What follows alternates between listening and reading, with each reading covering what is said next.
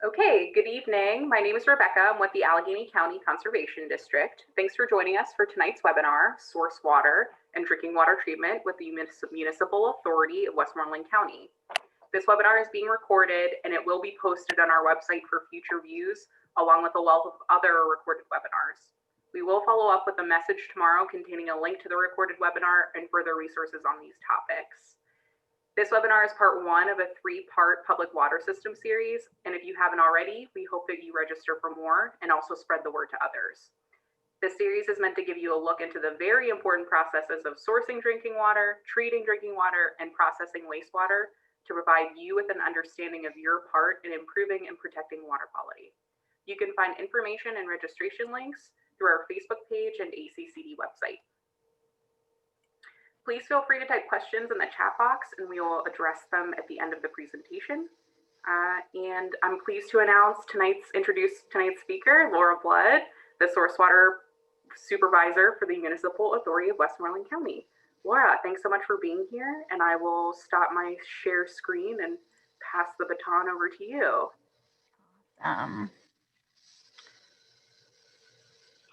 Cool. Thank you so much. I am pretty stoked to be part of this. I'm gonna actually shut off my screen here for a minute while we're doing the presentation, and then I'll come back on for questions. But yes, I'm super stoked to be part of this. I'll give you a little bit of history about me just real quick. So I've been working with MAWC, the Municipal Authority of Westmoreland County, for about a year and a half now. The Source Water Supervisor position is a newly created position at the authority.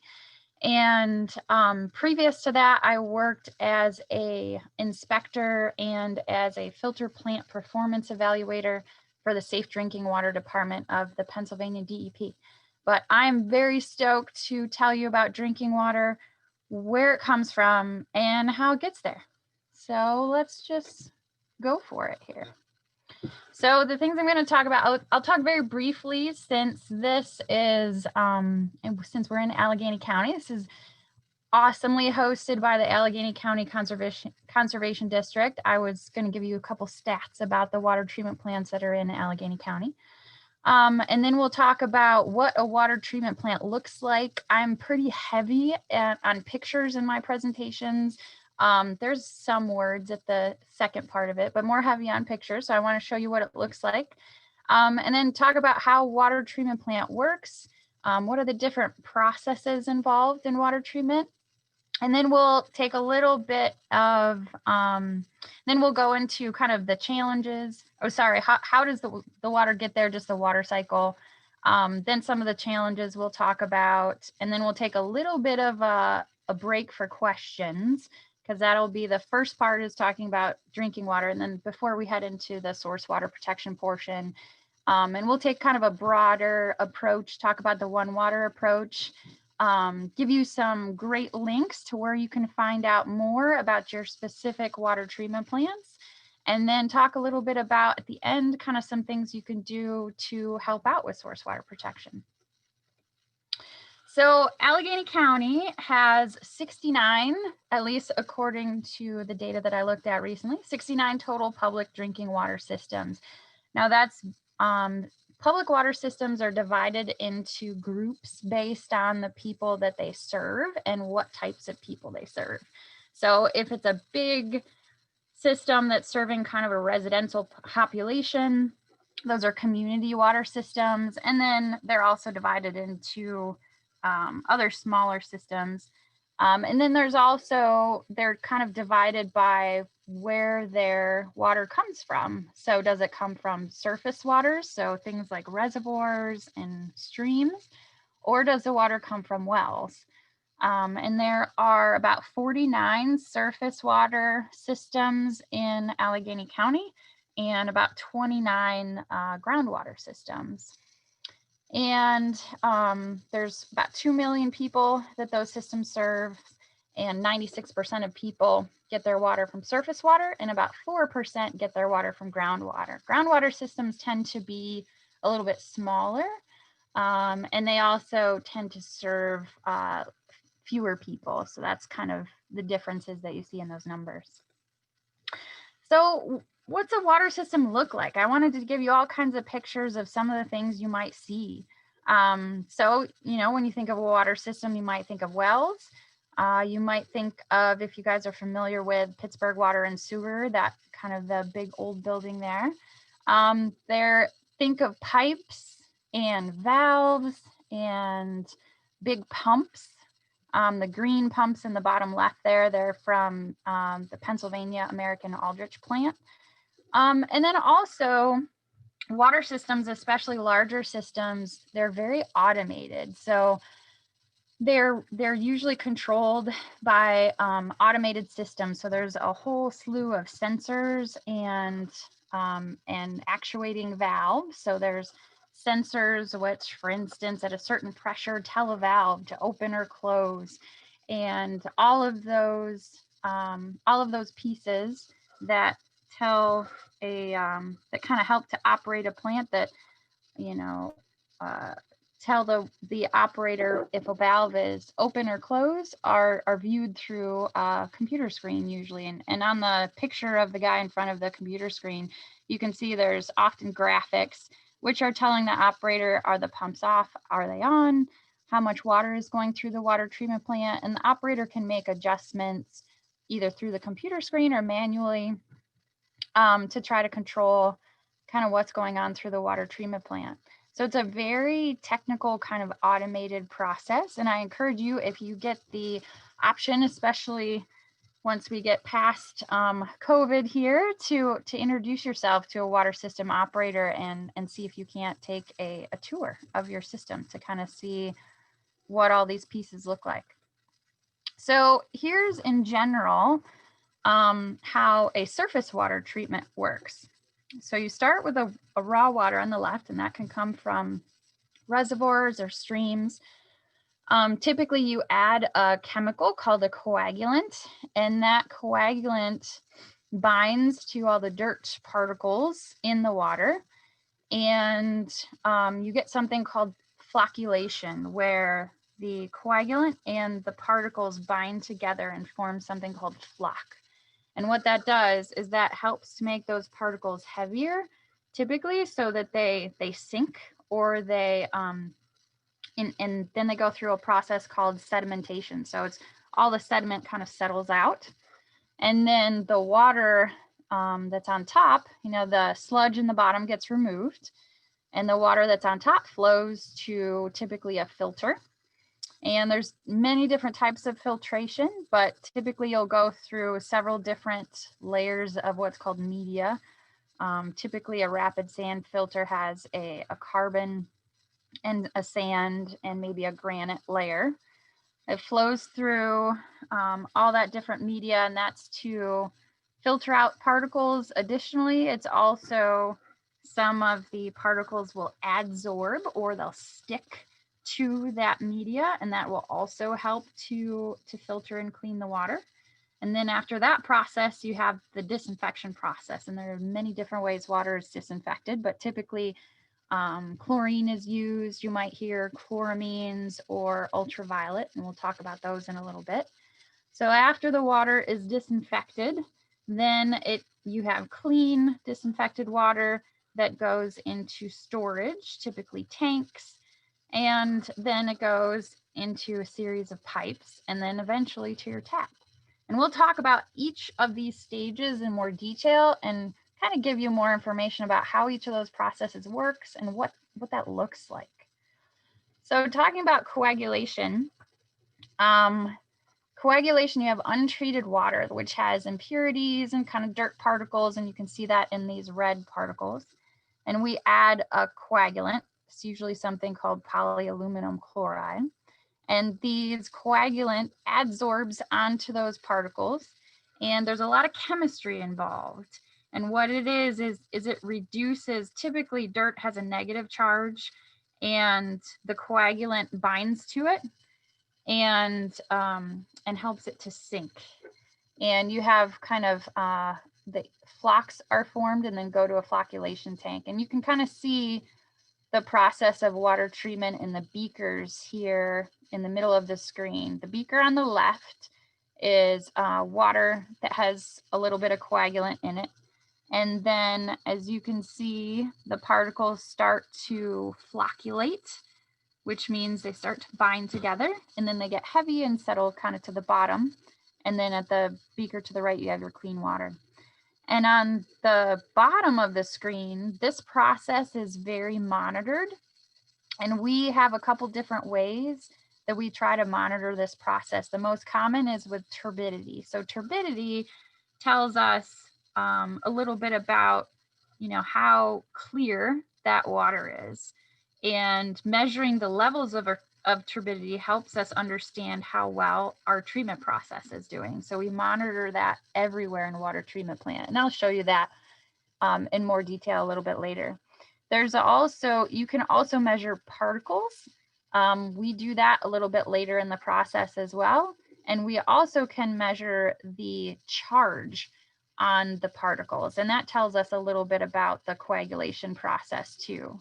And over on the left, these metal beams that you see, what that does is those beams kind of move very slowly, and they help to move the water around. And what that is trying to do is that's trying to mix the coagulant with the sediments that are in the water to try to get those to bind and to coagulate.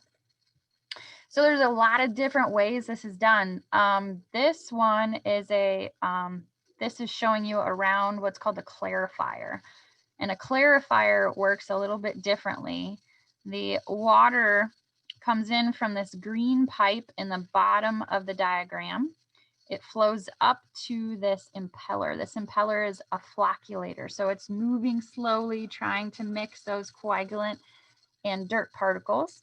And then that water moves down this big cone and then up.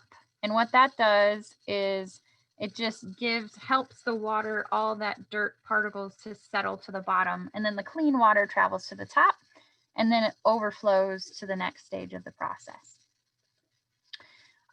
These are pictures of just a sedimentation basin. So the next process, after we have all those particles that come in contact with our coagulant and they're making flock, we need them to get heavy and settle out. So typically there are big basins, they're called sedimentation basins, and typically they either have baffles in them or they're very long and maybe have different chambers. And this just lets the water have enough time to flow through and the particles to settle out. And now we move on to filtration. So after the sludge has settled to the bottom, the clean water moves on to the filters. And this is showing 3 different types of filters. So another thing to realize in all this is that every single water treatment plant is going to be different depending on a lot of different things, mostly water quality. But I wanted to show you a couple of the most common filtration types. So in the left, you have a green picture here, and this is showing you what's called a rapid sand filter. So this is kind of the most common filter you might see in a big surface water treatment plant. And this is showing you the top layer is coal or anthracite, and then there's sand, and then there's a layer of garnet, and then some coarse gravel. And then typically you have these perforated pipes, and the flow of the water goes from the top to the bottom. So it's flowing through all those layers, and then it's being collected. The filter water is being collected and flowing to what's called a clear well. The diagram to the right is a diagram of what's called a green sand filter. So those are a little bit different. You still have flow from the top to the bottom, but typically they just have sand. So they don't have 3 or 4 different layers. They just have sand. And typically these are very big, and the filter rate is very slow. So this is for, a lot of times you'll see these in reservoirs that have very low turbidity, or mountain streams that have low turbidity.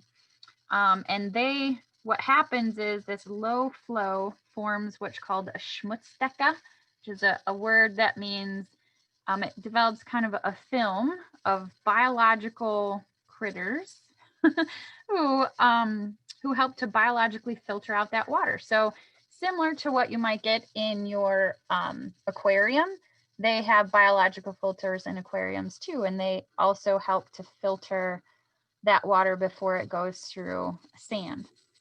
Now on the bottom, you'll see an example of a pressure filter.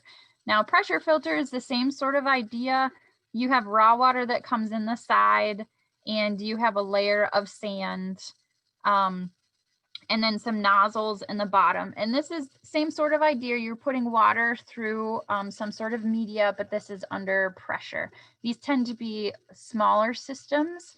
And then a filtered water usually goes to a clear well or another tank.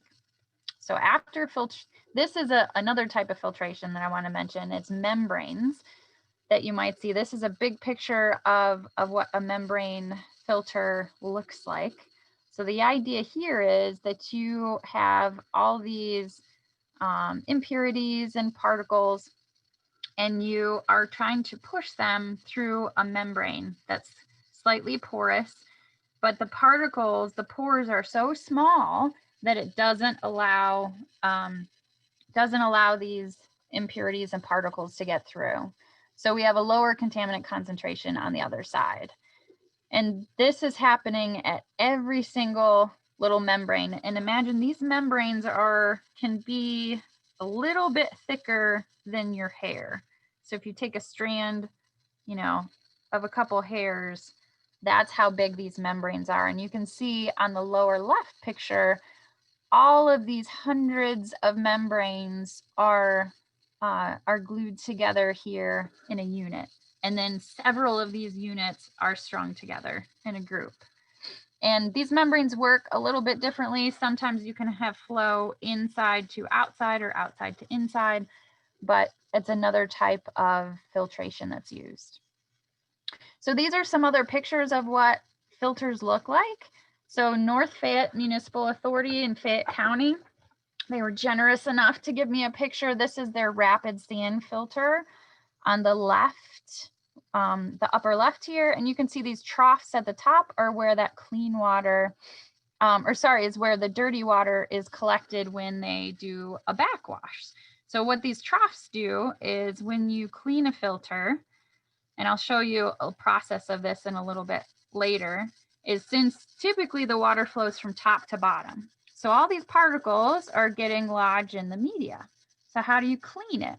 What happens is you back flush it. So you make the water flow in the opposite direction from the bottom up, and you clean out all of those particles, and then the dirty water goes over the top of the sides of these troughs, and then that wastewater is removed.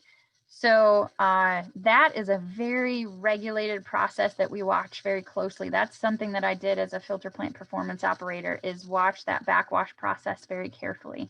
The backwash rates are regulated. We look at turbidity throughout the process. It's very something that has to be done right in a water treatment plant. Now, I don't know if you guys are familiar with FIPS in Pittsburgh there, but this FIPS has some pretty interesting potable water, wastewater, and rainwater systems, and they use sand filters. So it's something similar to that green sand filter that I was telling you about with the Schmutz-Deck. So the next time you're at FIPS, see if you can't get a tour and ask them about their water filtration, their sand system. That's kind of what that looks like. Pennsylvania American, their Aldrich water system has a very unique combination of clarifiers and filters. They have a clarifier, which is round. So the water, remember that coagulated, flocculated water kind of flows down into a cone, comes back up. And then from the coagulation from the clarifier, it flows over top. There's a narrow ring all the way around the outside of these round clarifiers that it's the filter. So there's several different layers of media. And so they kind of have a filter clarifier all-in-one unit called an Aldrich unit. So that's a pretty unique setup. And then down on the lower left, you can see this is the backwash process. So this is where you're backflowing the water from the bottom to the top through a filter, and it's kind of cleaning up that filter, and you can see the dirty water overflowing there. Now this is just a picture of another added benefit of backwashing a filter. Another way to clean it further, excuse me, is by using what's called an air scour or a water scour. So our water treatment plant in Indian Creek has air scour, and what that means is it looks, let's see if we can get this to play. There we go. It looks like just the water is bubbling like crazy, just like you are boiling water. And what that does is all these air particles, or all this, bubbles of air that you're running through those media grains helps to scour the spaces between that media very well and helps to clean out those filters. So that's another different technology that's used to help get those filters nice and clean. Okay. So after we've filtered the water, so we've gone through coagulation, sedimentation, filtration, now we're on disinfection. So I'm showing 3 different kinds of disinfection in this process here. So the left is the typical, most is gas chlorine.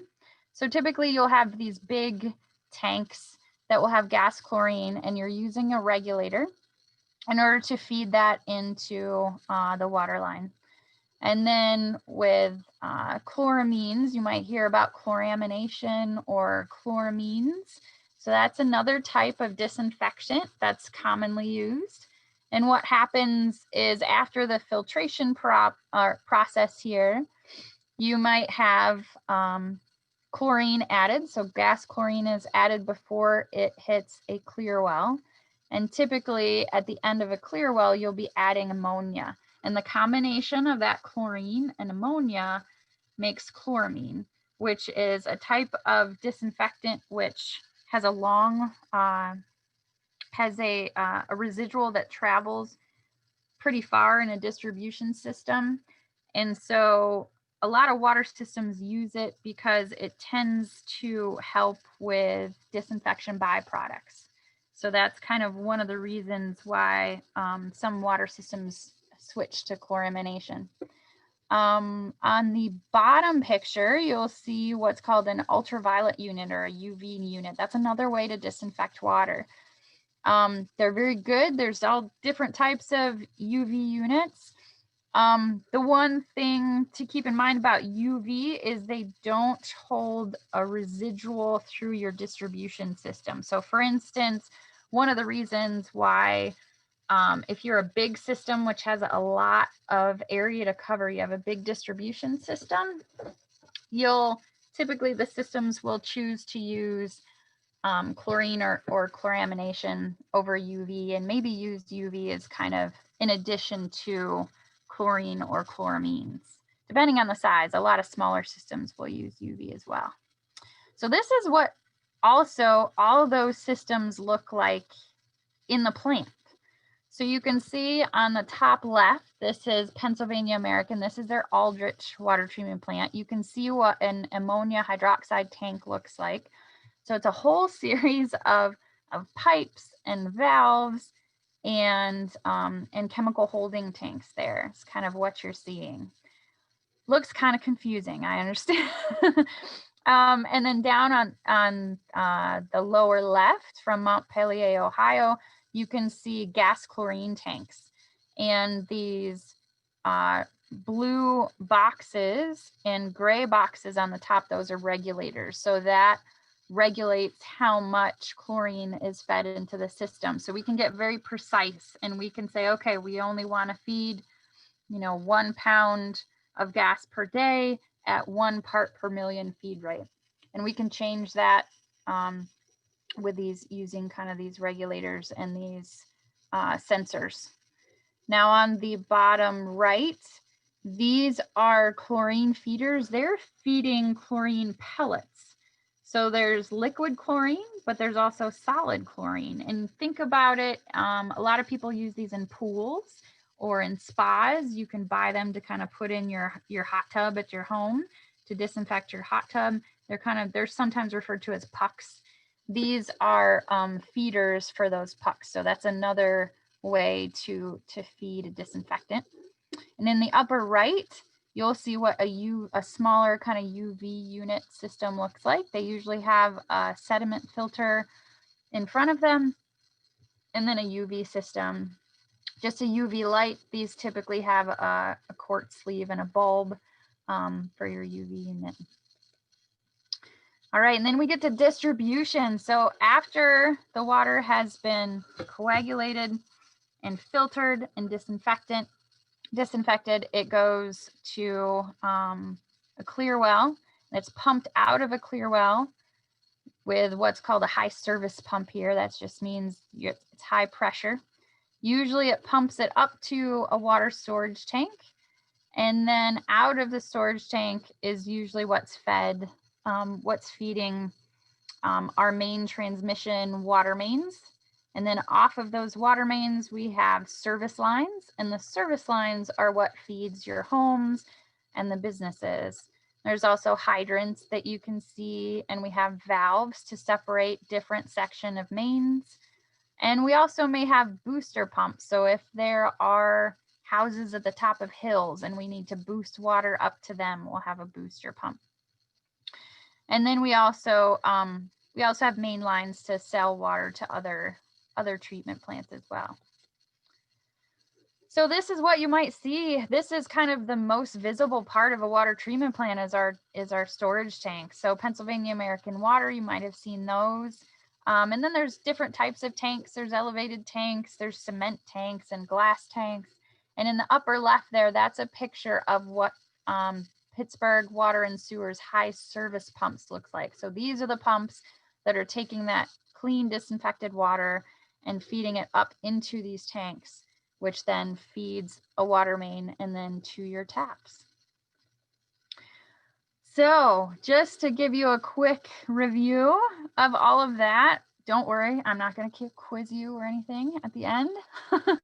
But so typically there's an intake. This is a surface water treatment plant. So you will have an intake building, which is usually a raw water pump that will pump water from a reservoir or a river into a rapid mix chamber. That's just, think about that flocculation step where we're mixing that coagulant and that raw water together.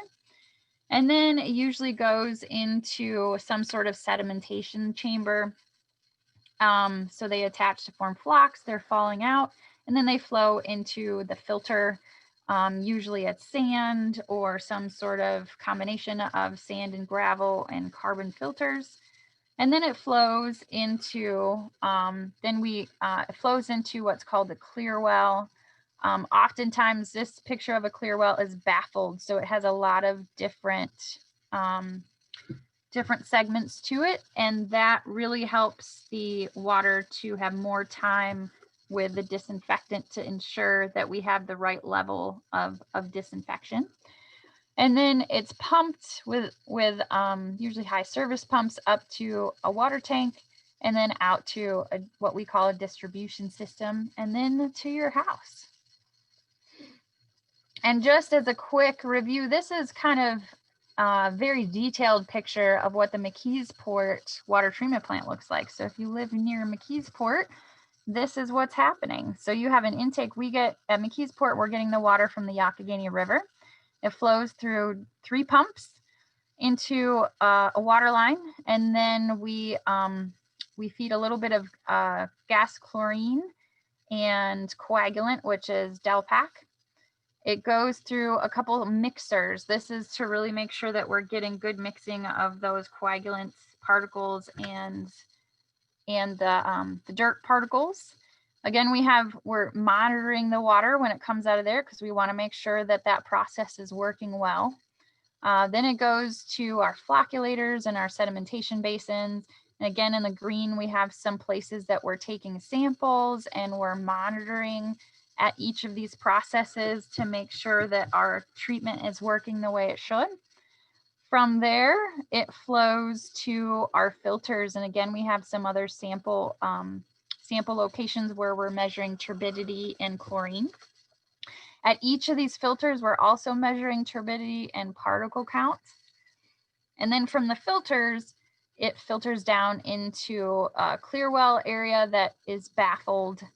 And the clear well also has some high service pumps, and the pumps pump it into several different locations of the distribution system. And again, we have some monitoring locations where we're looking at turbidity and free chlorine at each step of the way here as well. So moving kind of away from the water treatment plant a little bit, how does water get there in the first place? And I'm sure everyone's familiar with the water cycle, but I like this version of the water cycle just because it includes human impacts, which not all water cycle pictures do. So I just wanted to bring it up. We see that surface water feeds into our groundwater aquifers here. And then we have either wells or surface water that's used for drinking water treatment. And that obviously goes to your homes and businesses. And then, you know, through rain, you have rain that goes into storm drains over here. And we also have the sewers that are going into wastewater treatment plants. And from the wastewater treatment plant, the water then, you know, is treated and then flows back into the surface waters. And there's a couple other pieces to this graphic that shows, you know, some issues like wildcat dumping that can pollute surface water and groundwater. Also, you know, runoff from landscapes and storm drains can also impact surface and groundwater. So there are many different sources of pollution that are ultimately impacting our drinking water and our ability to treat the water as well. So it's all connected, and it's important to sometimes just kind of step back and look at all those connections. So here's another way to look at it as well. This graphic kind of shows you more of the human impacts on the landscape. That also has an impact on the water cycle and ultimately drinking water. So land conversion, things like agriculture and deforestation, alters moisture recycling, extreme weather. We deal with extreme weather. This year we had quite a bit of a drought, and so our reservoir levels were down. We have flood damage. We've seen, you know, municipalities having issues with flooding, damage from ice sheets. This isn't so much in our area of the world. But, you know, there's just some of the things that I think it's just important to point out that the way we alter the world impacts the water cycle and ultimately source water. So that leads me into, all right, what challenges do we face? So the AWWA is called the American Water Works Association. So they are the main kind of industrial professional organization. They also develop standards for water and wastewater facilities. Some of those standards have been put into regulations, and some of them are recommendations. So every year they do a state of the water industry top 10 list. And what that is just a survey of water industry professionals. And they kind of make a ranked choice vote of what they think the top 10 challenges are. So I'm just going to go through these really quick because these top 6 have been consistent for many years. So the first big challenge is the renewal and replacement of aging water and wastewater infrastructure. A lot of the pipes need to be replaced, and we need a way to be able to keep up with those replacements, and financing those capital improvements. You know, that's money as always, you know, in there in some way. The third one is long-term water supply availability. So number 3 and number 5, I highlighted just because that's what I work with source water protection, is not only quantity, but quality issues. And so those have been ranked, 3 and 5 pretty consistently. Also, the public understanding of the value of water systems and services. And that's why I'm here today. And that's why I'm so excited to talk to you about this, because it gives me the opportunity to try to help people to understand what water systems, what we do, and how we impact you and how you impact us. We also have, we want to have a public understanding of the value of water resources in general. So more like source water protection and valuing our rivers and streams and making sure that they're protected so that we have safe drinking water. Also an aging workforce and anticipating retirement. So a lot of the average age of the operators are about mid 50s. So it's important that we realize that. Also, emergency preparedness is a big one, compliance with current regulations, and groundwater management and overuse. So if I were to talk to the McKeesport Water Treatment Plant and ask them what their challenges are, these are some of the things that they would tell me. So flashy or fluctuating water quality. The Youghiogheny, especially down by McKeesport, does tend to be pretty flashy, which means that you can have really high turbidity, which means if there's a rain event and the water gets really cloudy really fast and then it clears up. So that's what we mean by flashy. So that can be difficult to deal with as a water treatment plant. Also, we have combined sewer overflows, which could potentially lead to increased pathogens and nutrients. So nutrients are things like nitrogen and phosphorus, and they can act as food for algae and other organics, and that can cause taste and odor issues. It can also cause once organics combined with disinfectants like chlorine, they can form something called a disinfection byproduct. And those those can be carcinogenic. So we are very, we want to make sure that we try to take out those organics and really pay attention to the water quality that leads to the organic formation so that we decrease the amount of disinfection byproducts we create in the water system. Also, algae can feed on nutrients, which can lead to potential harmful algal blooms as well. So we keep our eye on that.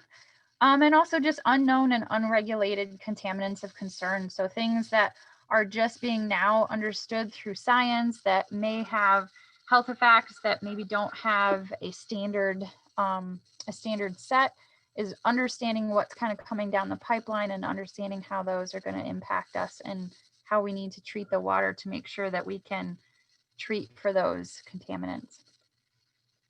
So before I get into our source water protection section, so that first part there was just all about drinking water and kind of challenges to drinking water treatment. And then the second part of the presentation here, I'm going to talk more about source water. I want to pause, get a drink, and I will start my video again and ask if you guys have any questions, because I'm hitting you with a lot of information at once. Yeah, no questions in the chat. Please feel free to enter. Laura, I'm curious, what is garnet? Garnet is just like, it's a gemstone. Oh, wow. Yeah. Okay. Yeah, it's just like what they make rings out of it. It tends to be it's just a size. So the media tends to be it goes from very small particles to bigger particles, and we happen to be able to it's in that right size range between our sand and our gravel, that it's often used in filters. Wow, fascinating. Didn't see that. Yeah. Yeah, it's kind of a cool connection to make. And the storage tank, do those have to be disinfected? Is there a routine for those? I know they're storing clean water, but still things develop. Sometimes when we take them down for maintenance, they get disinfected. There's actually, how I was talking about how AWWAs kind of make standards. They have a standard that we follow for disinfecting tanks, and then we have to follow it up with bacteria tests after that to make sure that we get clean bacteria tests after we disinfect tanks. But yeah, kind of when they're taken down or when they're not in service anymore, we make sure to clean them out and disinfect them and get them tested. Okay, super. Good questions. A lot of cool information. Okay, so no questions in the chat. Feel free to enter those as we go along for the end. Thanks, Laura. Awesome. All right, so this is my bread and butter. All right, so the next couple slides are a little bit wordy, so kind of. Oh, Laura, we do have a question. Sure. Does the good. laser site carbon do any absorbing of nutrients, or is it strictly a particle size thing? That is a fantastic question. So typically it's actually more adsorption. So if you think of a filter, don't think of a filter as like a colander, because the particles, so the pore sizes in between the media is actually bigger than some of the particles we're trying to take out. So things like Giardia and Cryptosporidium, which are pathogenic organisms that are highly regulated, they are actually taken out through adsorption. So that's why that chemistry and that coagulant is really important. So what happens is you are getting a chemical process where the particle is actually stuck to the side of a media particle, and that is more of the power of a filter than physical straining is. But there is both. There's a lot of processes kind of happening at once in a filter. That's an excellent question. Anybody else? All right. Okay, so we'll move on to kind of the bread and butter of source water protection. This is kind of what I was hired for. So I'm going to go through some regulations first. I promise not to be too boring, I hope. So in 1996, the Federal Safe Drinking Water Act basically told all the states, hey, you need to develop a source water assessment program. And what that means is you have to delineate a source water protection area around our public water supplies. And in addition to that, you have to come up with a program that also somehow identifies the susceptibility of those public water systems in that area to contaminants. And then I just wanted to also add that the state has to make the results of those source water assessments available to the public. If you guys ever read your water quality report that comes to you every year from the water system, there's often a paragraph in the beginning about your source water assessment. And it'll say, typically it'll say what your main sources of pollution are. And it'll give you some information about, it'll say something like your source water assessment is available upon request or something like that. So that's something that's always available. So the federal government told the states, hey, you need to come up with a program to do that. So in Pennsylvania, we have the Pennsylvania Safe Drinking Water Act, and there's a couple different parts of the regulation that have to do with source water protection. So I wanted to share with you a couple of them. So every year, water systems are required to do an annual sanitary survey that is supposed to identify and evaluate actual and potential sources of contamination. So every year they've got to go out and try to see if they can identify what we call PSOCs, or potential sources of contamination. And then a review of possible source of contamination, such as underground storage tanks, on-lot disposal systems, anything that would have an adverse impact on quality or quantity. And then revise that source water assessment every year if the inspection identified any changes to those actual or potential sources. So that's kind of an ongoing yearly thing. Also, I wanted to bring in a couple of things. So there's some requirements when a water system is developing a new source or modifying an existing source. So they have to take reasonable efforts to obtain the highest quality sources, and they have to measure reasonable measures to protect the source from any sources of contamination.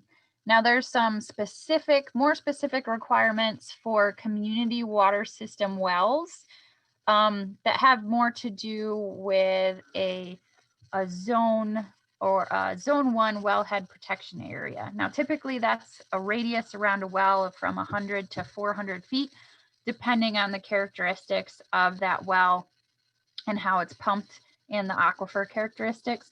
So similar to a surface water source that has your delineated source water protection area, wells also have a wellhead protection area.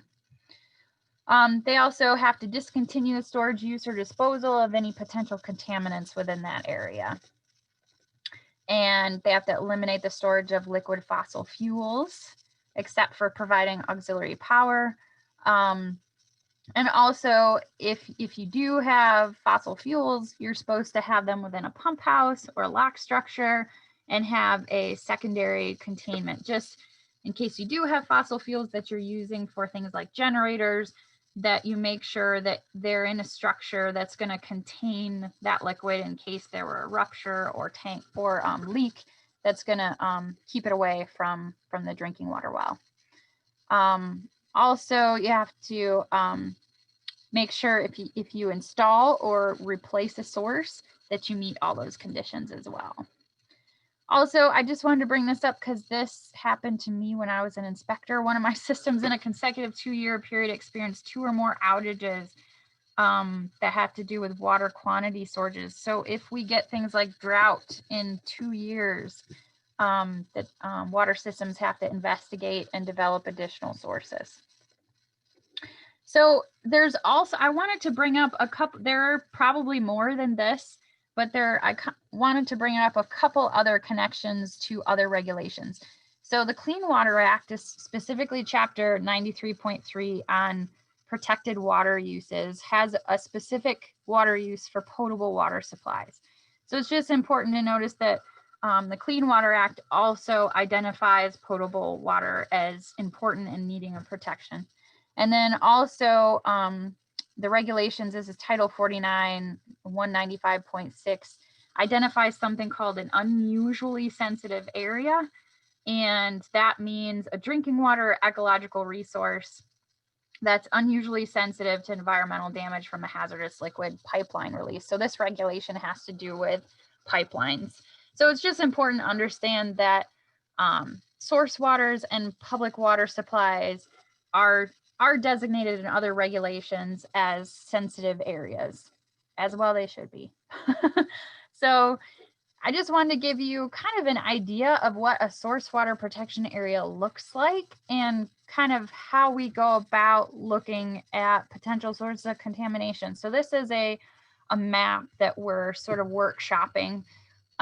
This shows you McKeesport. So the pink polygon area there, that's a 5-hour time of travel. So that means that anything that drops into the Youghiogheny River in this area, it'll take 5 hours based on the average USGS stream gauge information we have to reach our intake. So this is a critical area that we look at potential source of contamination. And if you look at the legend there, their DEP makes a lot of their data is public on the facilities that they regulate. So we use that. So for instance, all the green dots are the water pollution control facilities or the wastewater discharge points. So that shows you all the different wastewater discharge points around our area.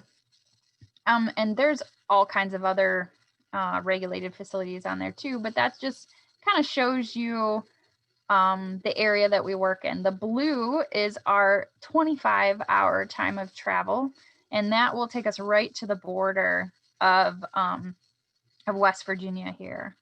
And then the watershed goes beyond that down into West Virginia, and this is for the Youghiogheny watershed. So this kind of shows you, all right, this is what they talk about when they're talking about a delineated source water protection area and, you know, potential sources of contamination or regulated facilities in the area. So how do you go about making, like as a public water supplier, we kind of want to go above and beyond in terms of what we're required to do for source water protection.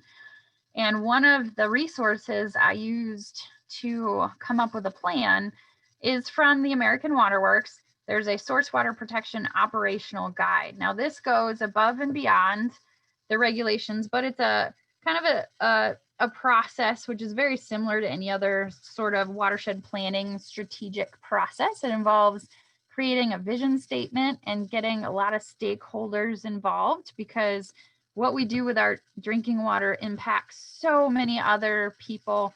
Not only are the people who are drinking the water, but communities and businesses and the people who are also enjoying the waters for recreation. Water touches everything. So it's important to have a lot of stakeholder involvement. Then we characterize the source water. So we're looking at things like what are the potential sources of contamination in our watershed?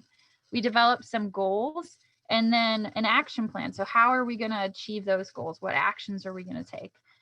We have an implementation process and then a constant process of evaluation and revision. And then we want to make sure that we're using good data, verifying this process, and keeping good records. So for us, our source water protection program kind of was divided into, I'm going to have to speed up a little bit here, was divided into 3 main pieces: water quality, incident and emergency response, and land use management. With public outreach is kind of the key piece in the middle to share with people about. So with water quality, this is actually this shows you what acid mine drainage looks like. This is a portal going into a river. This is Possum Hollow. So some of our goals are develop more robust sampling protocols. We want to really understand the effects of potential sources of contamination like acid mine drainage on our water treatment processes, and then understand the connection between water quality and land use, which is critical. Another thing is incident and emergency response. So we've developed some pretty strong, I think, emergency sampling protocols. We're trying to get much quicker with our response with prompt notification from spill response systems. We continuously monitor water quality. This actually was a spill from a little bit of manure and silo leachate into a stream that fed into one of our reservoirs that we investigated. And we're working with the farmer on a Growing Greener grant in order to help him install some agricultural best management practices like manure management and fencing around his streams to prevent this type of thing from happening. And then land management, we're very happy to own a lot of the property around one of our reservoirs in Beaver Run. These are some goats that we had on the property. They were helping to take care of an invasive plant, which was competing with trees and tree seedlings.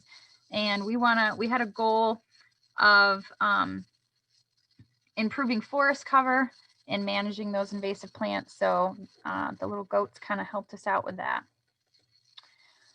So I think, so to kind of take it into a broader step, I just want to introduce the One Water approach that, just like I was saying before, thriving, reliable, and resilient water utilities touch so many other things in terms of cities, competitive business, sustainable agriculture, social and economic inclusion, and healthy waterways. This is from the U.S. Water Alliance, and it's just a general holistic approach for water management. So real quick, can you find out more? So the DEP has something called the Drinking Water Reporting System, where you can look up any finished water drinking results. So any water quality sample results, you can use this system to look it up, and I'll show you what that looks like in the next slide. Also, there's a really great link to how to read that consumer confidence report that you get every year. Like, what do all those numbers mean? What does that mean for the water quality that you drink? This is a link to a video which is really good at explaining it. And there's also, I just wanted to let you know that DEP, so a lot of the data that we use for our potential sources of contamination is all public. So the DEP has something called an EMAP, which gives you a map of their regulated facilities. So you can see how they relate to where you live, or a stream next to you, or a watershed. Also, EPA just developed something called DW Maps, which is really cool. It has federal data as well. So you can get both state data with EMAP and federal data with DW Maps. And it gives you some ideas of potential source of contamination, but also some local water treatment plant information and source water collaboratives. So this is what the drinking water reporting system looks like. I just selected Allegheny County, so it'll give you a list of the water systems in Allegheny County. You can find out contact information for water systems. You can find what source they're using, if they're using a river or a well. You can find what they're required to monitor. You can get treatment plan information, all kinds of information here. You can also get drinking water results.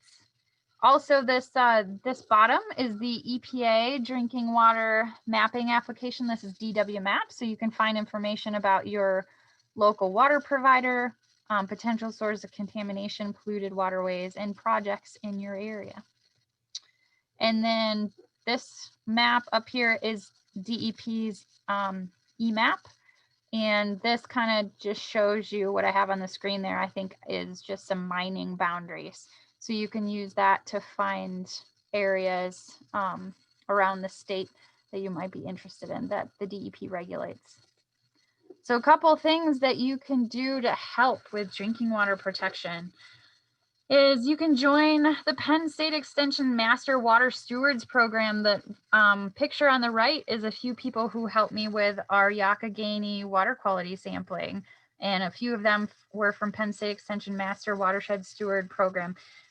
They're great. It's a great program, so I highly recommend it.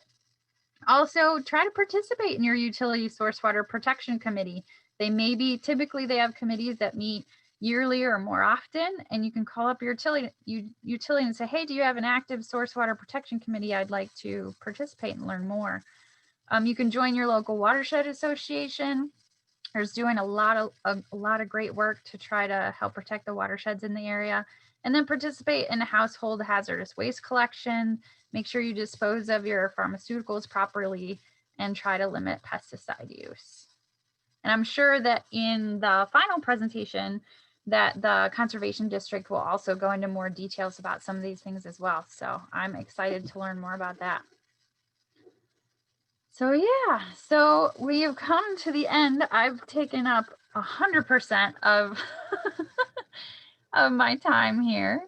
So if you guys have any questions, I am all ears. Well worth it. Fascinating. So we have two questions. The first is, what effects from this year's drought conditions have on water quality and treatment, especially in the Yaak River Basin? Good question. So the Yaak, okay.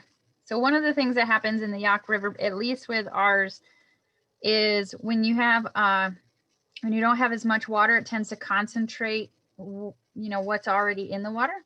So contaminants that are constantly coming in from acid mine drainage and things like that tend to be more concentrated just because there's less water. So that's one thing that can happen. Another thing is things tend to be when we did have a release from the dam in October, which if you have low water and then a quick release and then back to normal water levels, that also it can let some organics free, and that impacts our water treatment plants as well. So that's another thing that kind of can happen between the interplay of flow. One of the things, flow is really important and something we're trying to get more of a handle on. For instance, specifically, when we gather our water quality samples, we take grab samples from 26 sites in the tributaries that flow into the Youghiogheny River all throughout our source water protection area. And what we're trying to do is gather more information about flow, because for instance, you can have a contaminant that has a high concentration, but we don't know if that's because it's lower flow and there's less water, or because it's a higher concentration because we're getting some influence from some land use. So how you suss that out is you take flow measurements and what's called flow weight, or you can calculate loading calculations, which is usually like your pounds per day or pounds per year. And that lets you kind of suss out the influence of potential contamination from the land versus just concentrating something because of not having as much water. Super. The second question is, has the general trend over the past decade, I think in terms of legislation, been one of additional support of PWS source water protection, and relating that to limiting climate change impacts? Gotcha. Awesome. Couple different things. So one thing, actually, I forgot, that reminds me, I'm going to talk about climate change first and then get back to your general trend part of it.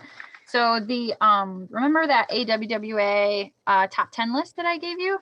There was also I wrote down some specifics on that. There were also some, there's a specific question about the large scale phenomena impacting the water sector. And the top 4 were, number 1 was extreme weather events identified as the most negatively impactful to water systems. Number 2 was pollution. 3 was political instability, and 4 was climate change. Wow. So that kind of covers all of it right there. But no, getting back to your first question, there has been a lot of legislation, especially with the Farm Bill, trying to link agricultural best management practices with source water protection, and trying to get organizations like NRCS and public water systems and farmers to talk to each other more and to come up with projects that that improve source water protection that way. So that was passed, and there's more funding available that way. But yes, there has been pushbacks on climate change. I know even, people that I deal with in the industry don't even like to use that term. So it's been difficult to try to deal with that. But when I go to conferences, a lot of water systems are using EPA's resources in order to assess their systems specifically for future climate change impacts.